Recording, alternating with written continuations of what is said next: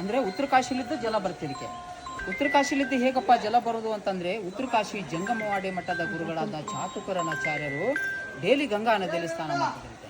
Daily Ganga ನದಿಯಲ್ಲಿ ಸ್ನಾನ ಮಾಡುವಾಗ ಅವರ ಕೈಯಲ್ಲಿರುವಂಥ ಜೋಳಿಗೆ ಬೆತ್ತ ನದಿ ದಂಡೆ ಮೇಲಿಟ್ಟು ಸ್ನಾನ ಪೂಜೆ ಮಾಡ್ತಿದ್ರಂತೆ. ಸ್ನಾನ ಪೂಜೆ ಮಾಡುವಾಗ ಅವರ ಬೆತ್ತ ಉತ್ತರ ಕಾಶಿಯಲ್ಲಿ ಕಳೆದು ಹೋಗಿದ್ರು. ಉತ್ತರ ಕಾಶಿಯಲ್ಲಿ ಕಳೆದು ಹೋದ ತಕ್ಷಣ ಆಗ ಏನು ಮಾಡ್ತಾರೆ ಋಷಿಮುನಿಗಳು, ಲೋಕ ಸಂಚಾರ ಅಂತ ಹೋಗ್ತಾರೆ. ಲೋಕ ಸಂಚಾರಕ್ಕಂತ ಹೋದಾಗ ಅವರು ಈ ಕ್ಷೇತ್ರಕ್ಕೆ ಬಂದಿರ್ತಾರೆ. ಈ ಕ್ಷೇತ್ರಕ್ಕೆ ಬಂದಾಗ ಆ ಬೆತ್ತ ಉತ್ತರ ಕಾಶಿಯಲ್ಲಿ ಕಳೆದ ಬೆತ್ತ ಈ ಕಲ್ಯಾಣಿಯಲ್ಲಿ ತೇಲಾಡ್ತಿತ್ತು. ಈ ಕಲ್ಯಾಣಿಯಲ್ಲಿ ತೇಲಾಡ್ದು ನೋಡಿ, ನಾನು ಉತ್ತರ ಕಾಶಿಯಲ್ಲಿ ಬೆತ್ತ ಕಳ್ಕೊಂಡಿದ್ದೆ, ನನ್ನ ಬೆತ್ತ ಇಲ್ಲಿದೆ ಅಂತಂದು ಆಗ ಋಷಿಮುನಿಗಳು ನಾಮಕರಣ ಮಾಡಿದ್ರು. ಆಗ ಉತ್ತರ ಕಾಶಿ ಜಲಮಾರ್ಗದಿಂದ ಇಲ್ಲಿ ಬಂದೈತಂದ್ರೆ ಇದು ದಕ್ಷಿಣದ ಕಾಶಿ ಕಾಶಿ ತೀರ್ಥ, ದಕ್ಷಿಣದ ಕಾಶಿ ಮಹಾಕೂಟೇಶ್ವರ ಅಂತಂದು ಅಲ್ಲಿಂದ ಈ ಕ್ಷೇತ್ರಕ್ಕೆ ನಾಮಕರಣ ಮಾಡಿದ್ರು. ಔದಂಬರ ವೃಕ್ಷ ಹತ್ತಿ ಬರಕ್ಕೆ ಔದಂಬರ ಅಂದರೆ, ಔದಂಬರ ವೃಕ್ಷದ ಕೆಳಗೆ ವಿಘ್ನೇಶ್ವರ ತೊಟ್ಲ. ವಿಘ್ನೇಶ್ವರ ಅಂದರೆ ಬ್ರಹ್ಮ ವಿಷ್ಣು ಮಹೇಶ್ವರ ಇವರು ತಪಸ್ಸು ಕುಂತ ಸ್ಥಳ.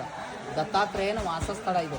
108 ಇಷ್ಟ ಸಿದ್ಧಾರ್ಥಿ ಸಿದ್ಧಿ ಗಣೇಶ. ಅಂದರೆ ನಿಮ್ಮ ಮನಸ್ಸಿನಲ್ಲಿ ಏನಾದ್ರು ಸಿದ್ಧಿ ಮಾಡ್ಕೊಂಡಿದ್ರೆ, ಶಾಲೆ ಬಗ್ಗೆ, ಪರೀಕ್ಷೆ ಬಗ್ಗೆ, ಪೇಪರ್ ಬಗ್ಗೆ, ನೌಕರಿ ಬಗ್ಗೆ, ಬಿಸ್ನೆಸ್ ಬಗ್ಗೆ, ಆರೋಗ್ಯದ ಬಗ್ಗೆ, ಮಕ್ಕಳ ಬಗ್ಗೆ, ಮಕ್ಕಳಿಲ್ಲದವರ ಬಗ್ಗೆ, ಮಕ್ಕಳ ಮದುವೆ ಬಗ್ಗೆ, ಮನೆ ಕಟ್ಟೋದ್ರ ಬಗ್ಗೆ ಏನಾದರೂ ಮನಸ್ಸಿನಲ್ಲಿ ಸಂಕಲ್ಪ ಮಾಡಿಕೊಂಡು ಕೆಳಗಿಳಿದು ತೀರ್ಥ ಪ್ರೋಕ್ಷಣೆ ಮಾಡಿಕೊಂಡು ಹೋಗುವಂಥ ಈ ಕ್ಷೇತ್ರದ ನಿಯಮ.